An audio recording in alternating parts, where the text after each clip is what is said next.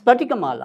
స్ఫటికమాల అనేది మీరు చాలామంది వినే ఉంటారు. ఎందుకంటే ఇవాళైతే కరుంగలి మాలని, తర్వాత మోయిస్నైట్ మాల అని చెప్పి, తర్వాత మనీ మ్యాగ్నెట్ మాలని, ఇలా రకరకాలైన మాలలు ఇటీవల కాలంలో అయితే మనం ఎక్కువగా వింటున్నాం.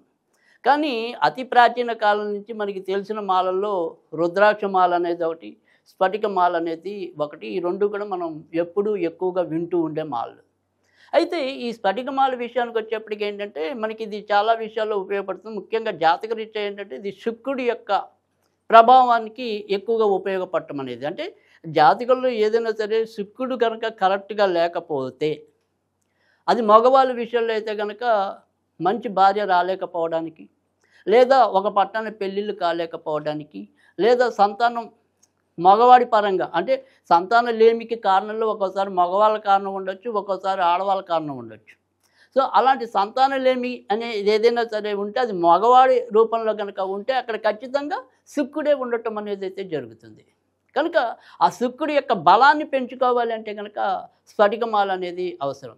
తర్వాత రెండోది ఏంటంటే ఎవరైతే శుక్రుడు జపం అంటే ఇప్పుడు ఉదాహరణకి నేను చెప్తా, ఓం నమో భార్గవాయ నమ, ఓం నమో భార్గవాయ నమ అనేది ఈ యొక్క స్ఫటికమాలతో కనుక మీరు ప్రతిరోజు ఒక నియమిత సంఖ్యలో కనుక చేసుకున్నట్టయితే కనుక జపం ఖచ్చితంగా మీ యొక్క ఆర్థిక సంపద పెరగటం అనేది. అంటే ఎవరైనా సరే జీవితంలో కనుక ఎక్కువ సుఖాలు అనుభవిస్తుంటే మనం వాడుక భాషలో వింటూ ఉంటాం, అబ్బా వాడికి శుక్రమాదశ పట్టిందిరా అందుకే వాడు ఇన్ని భోగాలు అనుభవిస్తున్నాడు అని చెప్పి.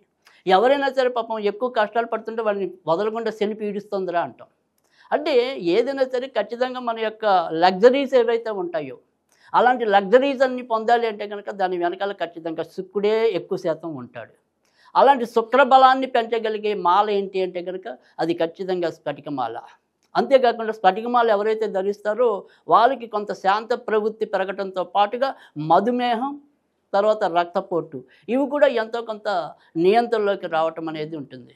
కనుక అందరూ కూడా ఏదైనా సరే మీరు సంపదలు కావాలని కోరుకున్నా, మీకున్న ఈ రెండు వ్యాధుల్లో ఏదైనా సరే కొంతవరకు నియంత్రణలోకి ఉండాలి అనుకున్నా మీరు నిరభ్యంతరంగా వేసుకోదగిన మాల ఖచ్చితంగా స్ఫటికమాల.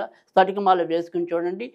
ఏవైతే నేను చెప్పిన సమస్యలు ఉన్నాయో ఆ సమస్యల నుంచి మీరు ఖచ్చితంగా ఎంతో కొంత బయటకు వస్తారు.